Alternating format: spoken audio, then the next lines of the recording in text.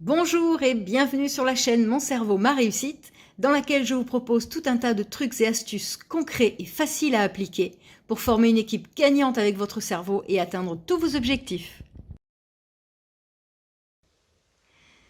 Cette semaine et les 3 semaines qui suivent, je vous propose, pour aborder sereinement les beaux jours, un petit travail sur vos émotions. Donc aujourd'hui, je vais vous parler essentiellement du fonctionnement des émotions et globalement ce que vous pouvez commencer à mettre en place pour comprendre et apprendre à gérer un petit peu l'ensemble de vos émotions. La semaine prochaine, je vous parlerai un petit peu plus spécifiquement de la peur, du stress et de toutes les émotions de peur. La semaine suivante, j'aborderai la colère. Et la semaine suivante, je vous parlerai de l'hypersensibilité, qui est une exacerbation des émotions. Voilà, donc si ça vous intéresse, eh bien, nous serons ensemble du coup pour un petit mois sur l'ensemble de la gestion des émotions. Que j'appelle d'ailleurs par rapport à la peur et à la colère ou la tristesse, que je n'aborderai pas parce que c'est plus un travail de deuil, on va dire, puisque la tristesse est tout le temps liée à un manque. C'est ce que j'appelle moi des émotions désagréables. Je ne parle jamais d'émotions négatives ou positives, car en elles-mêmes, les émotions sont neutres. Elles ne sont ni positives ni négatives. Elles sont par contre agréables ou désagréables. Elles sont neutres parce qu'elles sont toutes là pour une bonne raison. Elles sont là pour nous faire passer un message, pour nous faire comprendre qu'il vient d'y avoir un déséquilibre dans notre bien-être et que par rapport à ce déséquilibre, il faut agir pour revenir vers un état de bien-être. Le cerveau cherche en permanence du plaisir. Donc, lorsqu'il n'est plus dans la joie, dans le bien-être ou dans le plaisir, eh bien, il vous envoie un message, qui est l'émotion, pour vous dire « aïe, aïe, aïe, il y a un truc qui ne va pas ». Il vous explique ce qui ne va pas, donc par contre, il faut apprendre à lire le message, et ensuite, à vous d'agir pour revenir vers la joie. Donc c'est un petit peu par rapport à tout ce que vous pouvez faire concrètement que je vais essayer de vous accompagner là-dessus. Alors, pour commencer, comment fonctionne une émotion globalement? On prend une situation, par exemple, prendre la parole en public.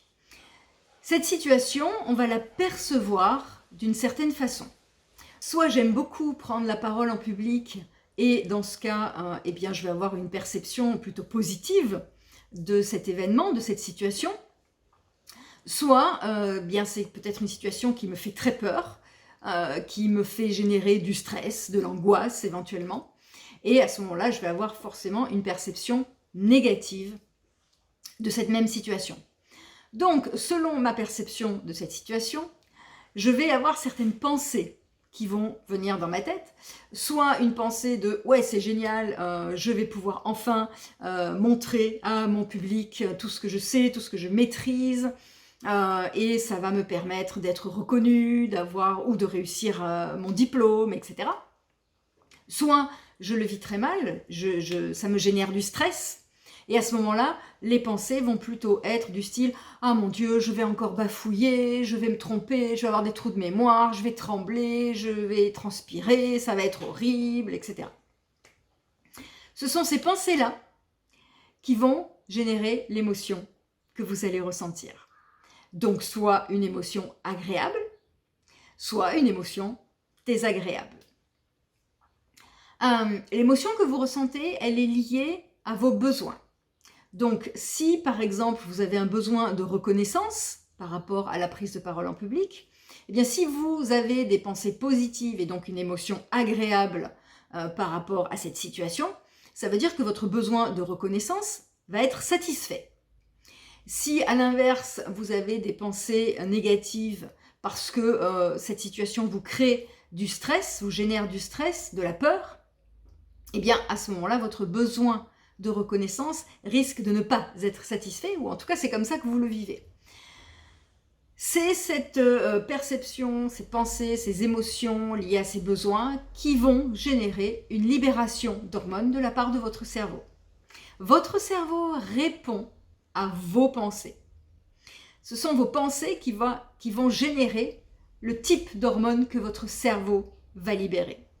Donc soit du cortisol, hormone de stress si vous le vivez mal, soit de l'ocytocine, de la dopamine, de la sérotonine, si c'est au contraire une situation que vous appréciez et que vous vivez bien. Cette libération d'hormones va provoquer des sensations physiques. Donc, eh bien, en cas de stress, le cœur qui s'accélère, la boule au ventre, ici on a du mal à respirer, etc., des tremblements, un petit peu tout ça. Si ce sont des pensées agréables et donc des hormones agréables, eh bien, ça n'empêche pas que peut-être le cœur va battre un petit peu, parce que on peut tout à fait avoir un petit coup d'adrénaline qui est plutôt positif. Mais sinon, on va ressentir peut-être un peu du calme, de la sérénité, juste l'aiguillon du plaisir d'avoir cette situation, de vivre cette situation. Et donc, en fonction des sensations physiques, on va avoir une réaction. Soit une réaction de « tout va bien, j'ai envie, j'y vais », soit une réaction de « ah, mon Dieu, j'ai envie de fuir » ou « je suis paralysée », etc. Donc, ce qui est intéressant de comprendre dans tout ce que je viens de vous expliquer, c'est que ce n'est pas la situation en elle-même qui est stressante ou agréable, c'est la perception que vous en avez.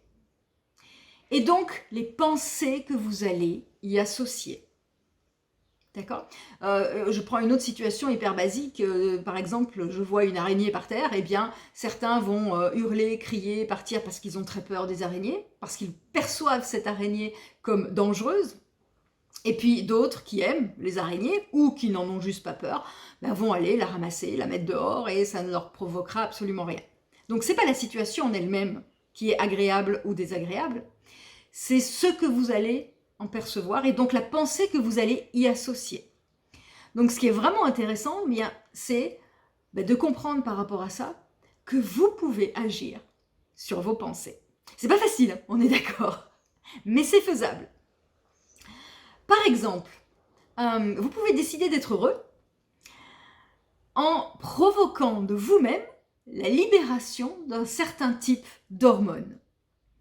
Concrètement, par exemple, si vous prenez une douche en conscience, c'est-à-dire vous rentrez le soir, vous êtes fatigué, vous prenez une douche chaude ou fraîche si on est en été, et vous prenez le temps de ressentir toutes les gouttelettes d'eau sur votre corps, de ressentir le bienfait de cette douche, de ces gouttelettes d'eau qui tombent sur votre peau, eh bien vous libérez de l'ocytocine.